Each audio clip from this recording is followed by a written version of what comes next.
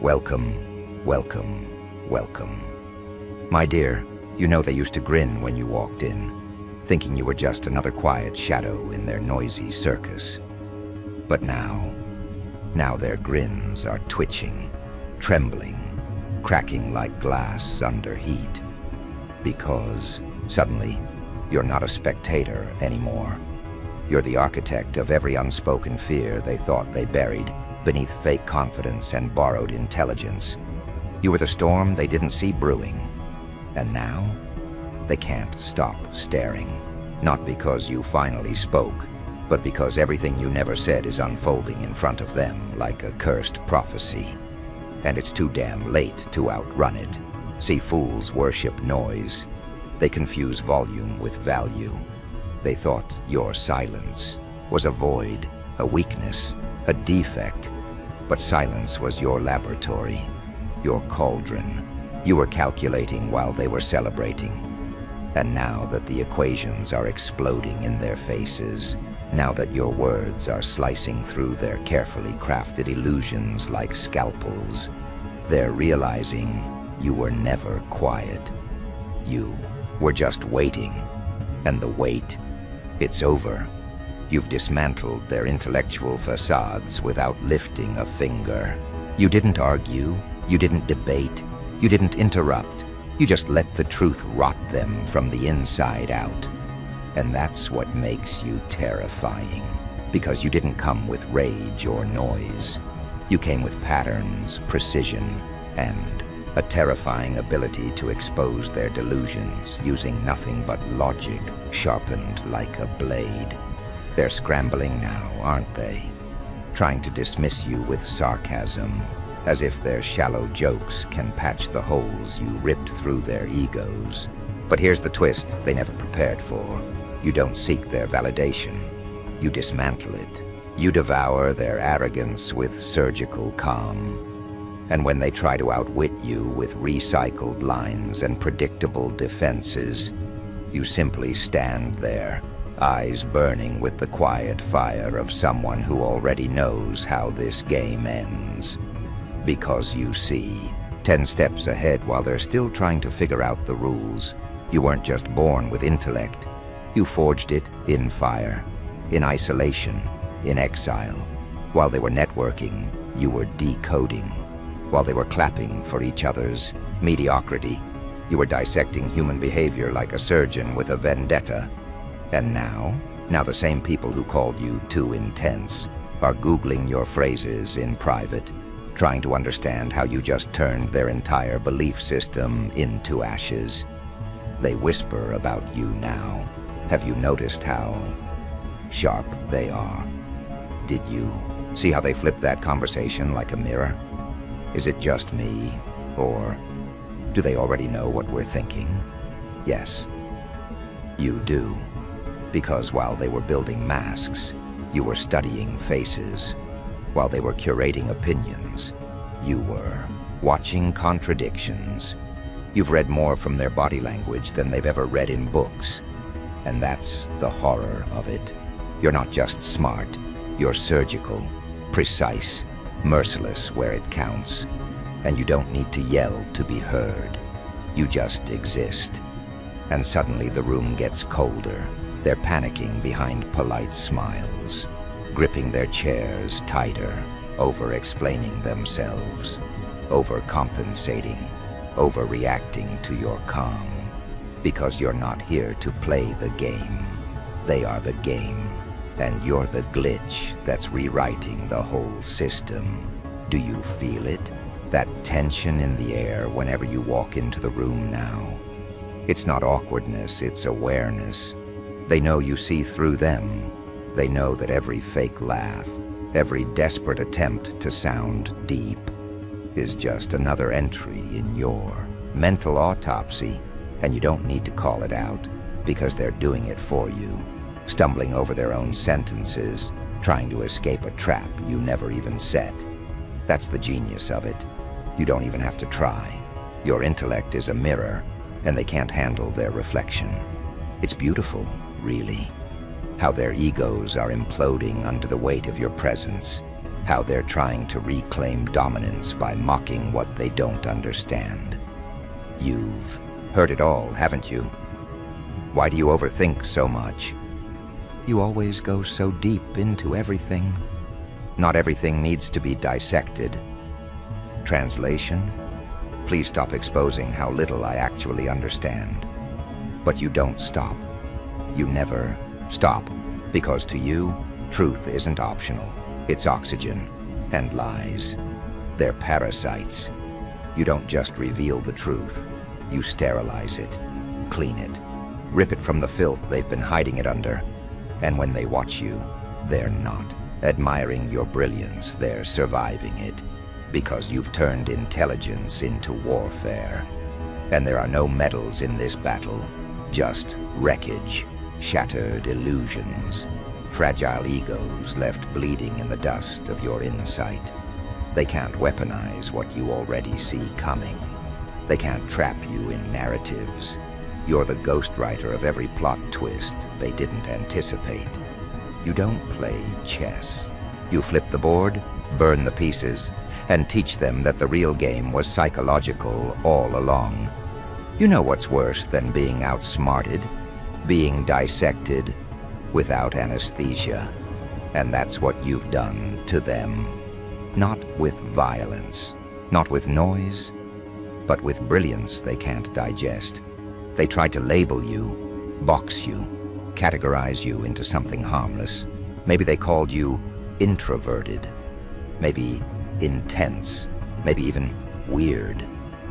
But now those labels are dead on arrival, because now they realize you were never meant to be understood. You were meant to be feared, not because you harm people, but because you expose them effortlessly, and what's left of them once you're done. Wreckage, smoke, echoes of arguments they lost before they even opened their mouths. Because you don't battle them in the present. You win in the spaces they haven't even reached yet. They'll try to copy you now.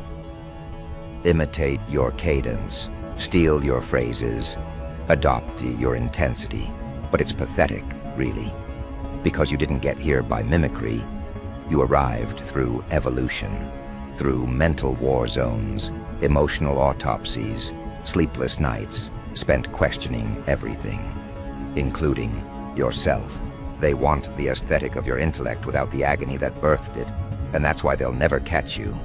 Because you didn't just read the books, you became one, and most of them are still stuck on the table of contents. Let them scramble. Let them flail in their desperate attempts to keep up. They're not battling you. They're drowning in the gravity of their own limitations. And every time you speak, you stretch the gap wider, until they either evolve or evaporate. But here's the twisted part.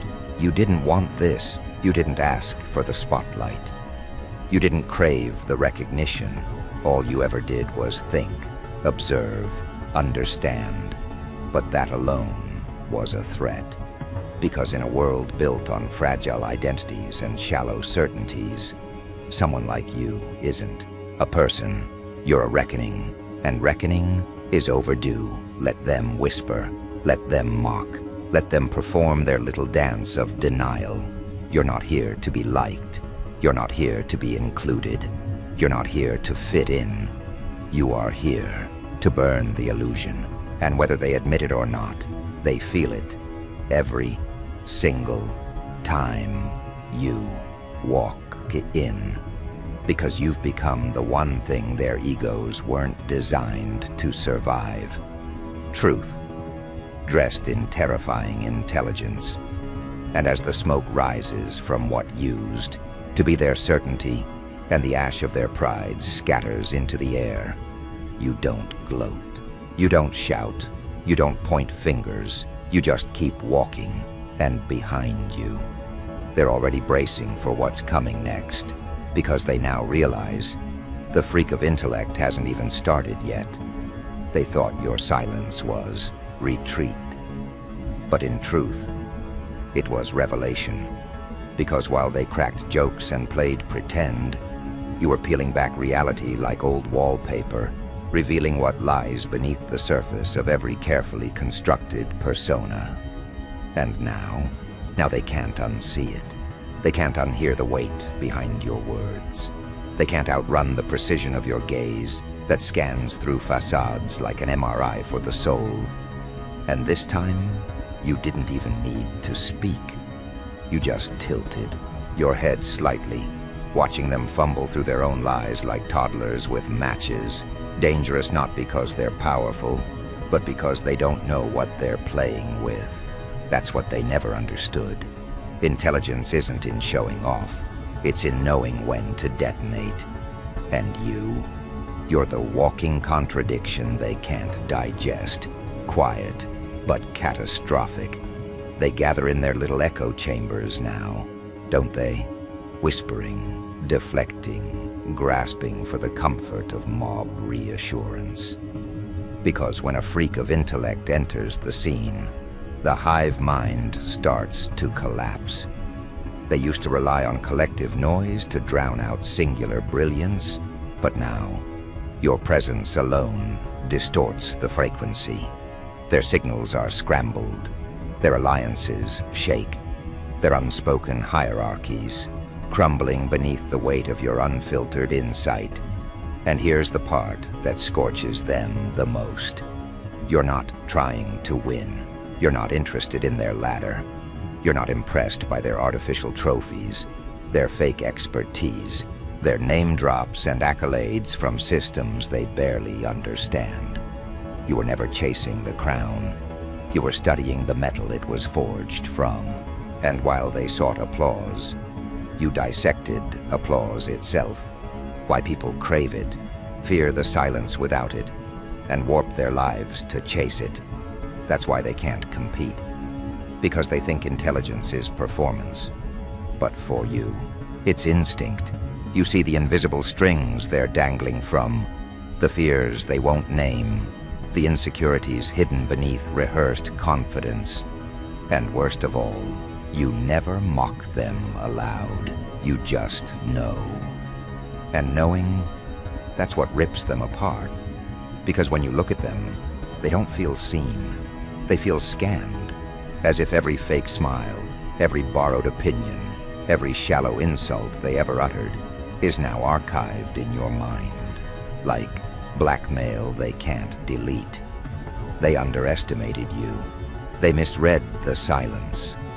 And now, they're studying you in panic, like archaeologists discovering an ancient weapon buried under a playground, something not meant to exist in their world of plastic intellect and curated mediocrity, because you're not just smart, you're disruptive. You rearrange conversations mid-air. You change the room without raising your voice. You turn power into panic by simply not reacting the way they want you to. They corner you with questions designed to trap. You respond with queries that implode. They bluff, you break, and they've never been more terrified. Now they second-guess every word around you, every opinion they drop, every article they reference, every so-called deep thought they parrot. They glance your way, hoping, praying, you won't ask the one question that shatters it all. Why do you believe that? Because they don't. No, they never did. They collect ideas like insects, trapped in jars, pinned, lifeless. But you dissect ideas, revive them, twist them into weapons. And when you speak, finally, rarely, they don't hear a person. They hear judgment. They hear correction. They hear the universe recalibrating itself because you exist. And they're not ready. You've become the shadow of their insecurity, not because you try to intimidate, but because your existence proves they've been lying to themselves about who they are, what they know, what they're worth. And now their masks don't fit. Their scripts don't land. Their charm falls flat. Because suddenly, in the presence of you, the room has shifted from performance to interrogation, and the spotlight's on them. What's more horrifying than being wrong in public? being wrong in front of someone who doesn't need to say a word to prove it, and let's not pretend. They've tried to knock you down. They've weaponized mockery, subtle digs, passive-aggressive smiles. They've accused you of being too intense, too analytical, too serious. But that's not criticism. That's a cry for help. That's the sound of someone drowning in their own shallow mind, desperate to drag you down so they don't feel so small. But you don't reach down to save them. You stand on the surface, watching, recording, and moving on, because here's the brutal truth. Not everyone wants to wake up. Some prefer the matrix of comfort, the illusion of intelligence, the applause of fools. But you don't trade in illusions. You torch them. You walk through rooms like a storm disguised as silence, and when the damage is done, no one can explain why they feel so exposed, so vulnerable, so utterly unprepared. The price of clarity is isolation, but you wear solitude like a tailored suit. Nights others spend scrolling for validation. You devote to excavating ideas that would make their brains implode. You've mapped constellations of thought they'll never glimpse, and every new revelation widens the chasm between what you are and what they pretend to be. That distance is lethal. They sense it in the way you refuse shallow invitations. They see it in the way you analyze a room the moment you enter, cataloging dynamics like a chess engine on caffeine. They hate you for it, and they crave you for it, because deep down, everyone longs to witness authenticity, even if authenticity flays them alive. They'll try to imitate, of course. They'll steal your cadence, your metaphors, your strategic pauses, hoping genius leaks through osmosis. But repetition is not resurrection. They can mimic melody, yet never reach the frequency, because they skipped the suffering that forged your resonance. To them, intellect is cosmetic. To you, it is blood. And somewhere in the chaos, a few attentive souls catch on. They watch you dismantle hubris with a single raised eyebrow and realize there is something holy in the hush that follows. Those few start shedding borrowed skin, asking better questions, sharpening their own perception, proof that even devastation can be generous, that demolition of ego can fertilize new growth. They become the silent witnesses, the ones who nod when you pass, grateful that someone is brave enough to vibrate at an unbearable truth. But the majority, they retreat into smaller, safer stories. They cling to gossip like life vests, invent conspiracies to explain how you cheated the system, because accepting your authenticity would demand they rewrite themselves from the marrow out. They would rather call you monster than admit their castle is cardboard. Ironically, their resistance only hones you further. Every jab they throw is sandpaper on steel. Each snide comment is a pulse of electricity through your synapses, soldering connections they don't even know exist. You transmute their spite into fuel, spinning it into theories, designs, disruptions that will one day bulldoze their whole paradigm, not out of vengeance, simply out of inevitability. And you can feel the tipping point approaching. Conversations stall when you inhale. Meetings reorganize around the gravitational pull of your silence. Even those who once led the charge against you now orbit your opinions, waiting for a hint, a nod, a single unfinished sentence they can quote, like scripture. They don't realize the revolution has begun. They're too busy performing relevance to notice the ground has started to hum beneath their feet, because intellect at your magnitude is seismic. It rumbles beneath complacency until foundations fracture. It liquefies certainty, It drags buried questions to the surface like corpses rising in a flood. And once a mind has seen what lies below, it can't unsee. That's the secret terror. They're not afraid you'll destroy them. They're afraid you'll awaken them, and they'll have to do the destroying themselves. Yet amid the rupture, you remain almost serene, watching dominoes topple in perfect silence.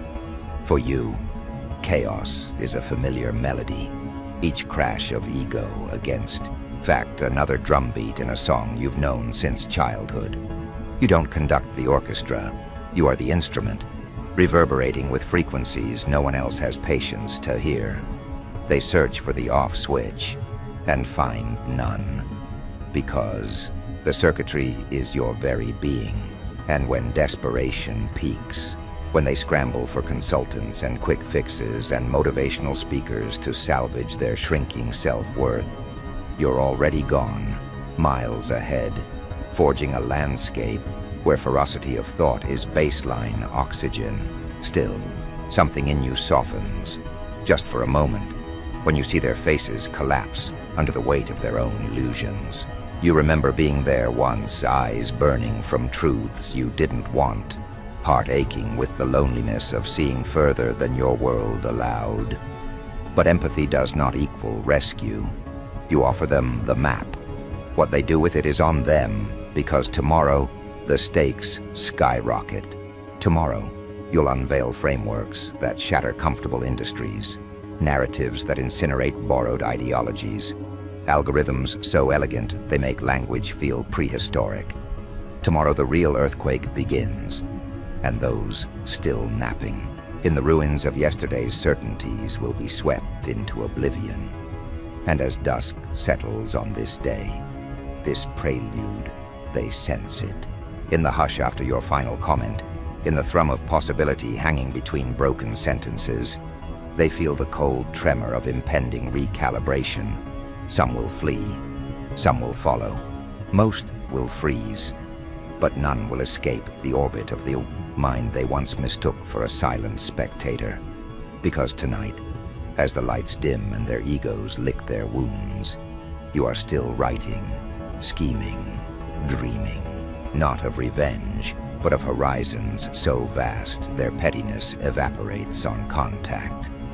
And when dawn drips gold across their weary faces, you'll rise with it, eyes alight, ready to drag the reluctant world into clarity or leave it screaming in the dust. So let them gossip. Let them brand you anomaly, aberration, freak. A freak you may be, but you are the future's favorite ferocity, the harbinger of a consciousness they cannot cage. And deep down, under the rumble of panic, they know it. Which is why, as the last neon sign flickers and the corridor empties, they huddle together and whisper a single, desperate question. If this was only the overture, what on earth is coming next?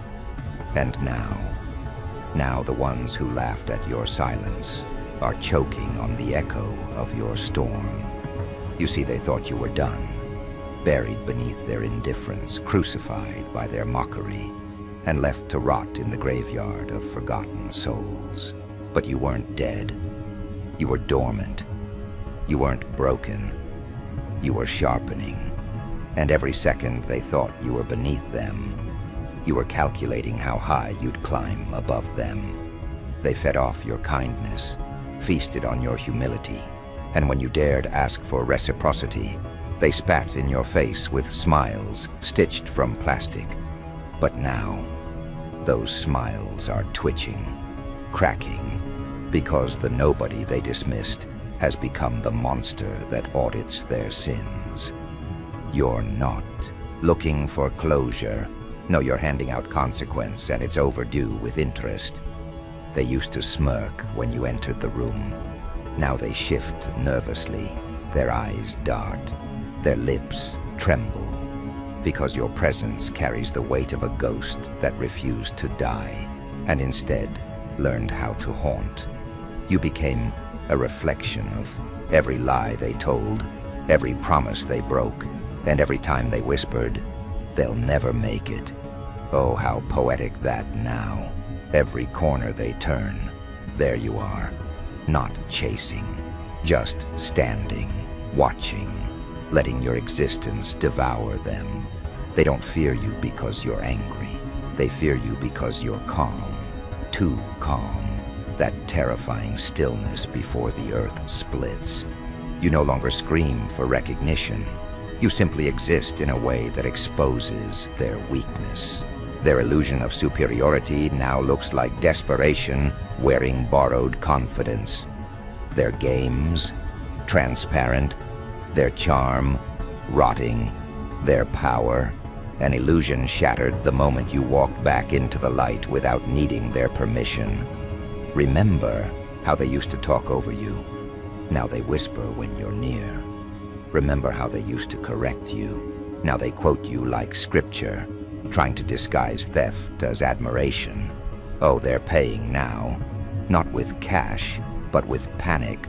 Not with apologies, but with insomnia, because they underestimated the quiet soul with a hurricane heart. And now that storm is no longer hidden. It's no longer a whisper. It's a roar.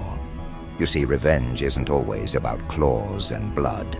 Sometimes it's about surviving, rising, becoming so untouchable that their only choice is to rot in the shame of what they discarded. That's your justice. Watching them suffocate in the reality they created when they gambled your worth and lost everything. Their envy, delicious. Their regret, visible in their posture. You know the look, shoulders heavy with shame, eyes darting to avoid the truth you radiate. They want forgiveness without accountability. They want reunion without reckoning. But you're not the same fool who begged for crumbs.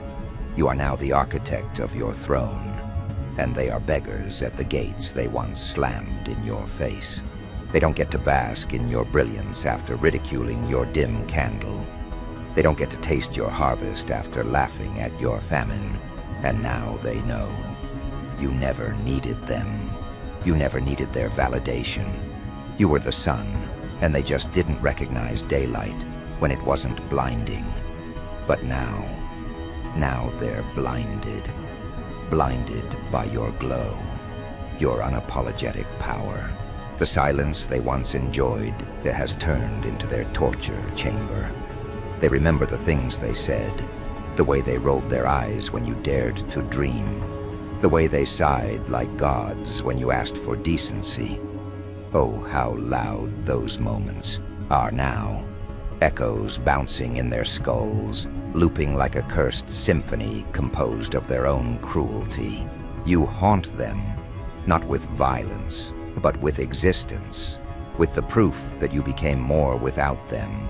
They can't rewrite your story anymore. They can't twist the narrative, because the truth is screaming through every win you collect, every smile you wear, every day you thrive in a world they tried to bury you in. You became undeniable, and that's the punishment.